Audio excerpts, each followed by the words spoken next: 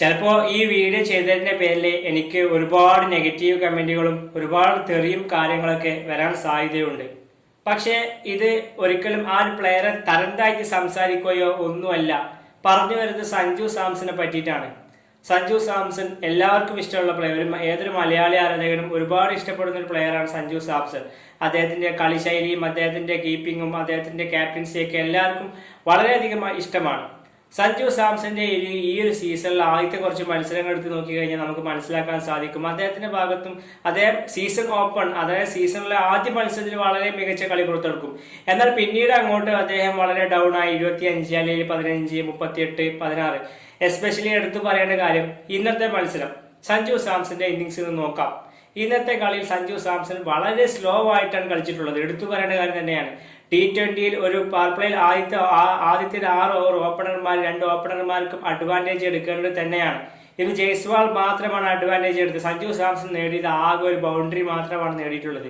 അദ്ദേഹം വളരെ എന്തോ പേടിച്ച് കളിക്കുന്ന പോലെ. അപ്പൊ പറയും പ്രഷറാണ്, ക്യാപ്റ്റൻസി പ്രഷറാണ്, മറ്റേതാണ് ഇതാണെന്നൊക്കെ പറയും. ക്യാപ്റ്റൻസി പ്രഷർ ഒക്കെ ശരി തന്നെയാണ്. പക്ഷേ ഇങ്ങനെ കളിക്കുന്ന പ്ലേയേഴ്സിനോട് ഗൗതം ഗംഭീറിന് യാതൊരു താല്പര്യമില്ല എന്നുള്ള കാര്യം ഇന്ത്യൻ ടീമിന്റെ കോച്ച് മുമ്പ് അദ്ദേഹം ഗംഭീർ എന്ന ഇത്തരത്തിലുള്ള കളിനോട് യാതൊരു വിധത്തിലുള്ള താല്പര്യമില്ലാത്ത കോച്ചാണ്.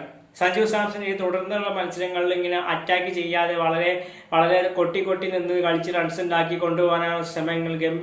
ഗംഭീറിന് ഒട്ടും യോജിക്കാത്തൊരു പരിപാടിയാണത്. ഇപ്പൊ നമുക്കറിയാം ശുഭ്മാൻ ഗില്ല്, അതുപോലെ ഋതുരാജ് ഗൈക്വാദ്, ഇവരെയൊക്കെ അർദ്ധ സെഞ്ചുറി നേടുന്നുണ്ട്. 45 പന്തിൽ നിന്നും 50, 65 പന്തിൽ നിന്നും 70, 80 ഇതൊക്കെയാണ് ഇവരെടുക്കുന്നത്. ഇങ്ങനത്തെ പ്ലേയേഴ്സിനോടൊന്നും ഗംഭീർ താല്പര്യമില്ല. ഓൾറെഡി T20 സെറ്റപ്പിലുള്ള ഇന്ത്യൻ ടീമിന്റെ ഓപ്പണിംഗ് സെറ്റപ്പിലുള്ള താരമാണ് സഞ്ജു സാംസൺ.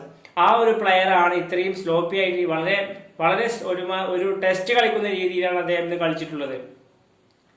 ഒരു ഒട്ടും കോൺഫിഡൻസ് ഇല്ലാത്ത. ഇപ്പം നമ്മളിപ്പം കഴിഞ്ഞ കളി ജയ്സ്വാളിനൊക്കെ നമ്മൾ പറയും, കഴിഞ്ഞ ഗുജറാത്ത് ടൈറ്റൻസിന്റെ ജയ്സ്വാൾ അനാവശ്യ ഷോട്ട് എടുത്ത് ഔട്ടായി. ജയ്സ്വാൾ അവിടെ അനാവശ്യ ഷോട്ട് എടുത്ത് T20 ആണ്. എല്ലാ ബോളും ഇമ്പോർട്ടന്റ്, അതായത് എല്ലാ ബോളും ഫോറും മാക്സിമം റൺസ് വന്നാൽ അത്രയും നല്ല കാര്യം. അപ്പൊ അദ്ദേഹം ഇതുവരെ എനിക്ക് തോന്നുന്നു അദ്ദേഹം വളരെ അറ്റാക്ക് ചെയ്ത് കളിച്ച് അദ്ദേഹം നോക്കുന്നുണ്ട്. ഇന്നത്തെ മത്സരത്തിലായാലും സഞ്ജു സാംസൺ സ്ട്രഗിൾ ചെയ്ത സമയത്ത് ജയ്സ്വാൾ വളരെ മികച്ച പ്രകടനം നടത്തി എന്നുള്ളത് എടുത്തു പറയേണ്ട കാര്യം തന്നെയാണ്. ഈ ഒരു പോക്കാണ് പോകുന്നതെങ്കിൽ സഞ്ജു സാംസനെ ഗംഭീർ അധികം വൈകാതെ T20 ടീമിൽ നിന്ന് ചവിട്ടി പുറത്തുവിടാം. കാരണം ഗംഭീറിന് ഇത്തരത്തിലുള്ള കളിയോട് യാതൊരു വിധത്തിലുള്ള താല്പര്യമില്ലാത്ത പ്ലെയറാണ്. ഇപ്പൊ അഭിഷേക് ശർമ്മ കളിക്കുന്ന ആ രീതി, ആ ഒരു കളിയോട് പ്രോത്സാഹിപ്പിക്കുന്ന ഒരു കോച്ചാണ് നമ്മുടെ ഗൗതം ഗംഭീർ. അപ്പൊ സഞ്ജു സാംസൺ ഈ ഒരു കളിശൈലി മാറ്റി. ഇപ്പൊ പലരും പറയും ചിലപ്പം അത് ക്യാപ്റ്റൻസി പ്രഷറാണ്, അതാണ് ഇതാണ് മറ്റേതാണെന്നൊക്കെ പറയും. അതെ, ക്യാപ്റ്റൻസി പ്രഷറും മറ്റേതൊക്കെ ഉണ്ടാവും. പക്ഷെ അതൊക്കെ തരണം ചെയ്ത് കളിക്കേണ്ടതാണ്. അത് കളിക്കാരന് വേണ്ട ഒരു കാര്യം തന്നെയാണ്. അപ്പൊ തീർച്ചയായിട്ടും വളരെ ഡിസപ്പോയിന്റ്മെന്റ് ഉണ്ട്. ഇതൊരിക്കലും അദ്ദേഹത്തെ വെറും കുറ്റപ്പെടുത്തി സംസാരിക്കും. പിന്നെ പ്ലേയേഴ്സിനാവട്ടെ നല്ല സമയം ഉണ്ടാവും, മോശം സിറ്റുവേഷനും ഉണ്ടാവും.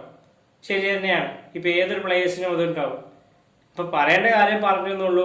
അപ്പം ഏതായാലും സഞ്ജു സാംസന്റെ ആദ്യത്തെ കുറച്ച് മത്സരങ്ങളിലെ പെർഫോമൻസ് എങ്ങനെ ഉണ്ടായിരുന്നു, ചിലപ്പം അദ്ദേഹം വരുന്ന മത്സരങ്ങളിൽ മികച്ച കളി പുറത്തെടുക്കാൻ അത്ഭുതപ്പെടാനൊന്നുമില്ല.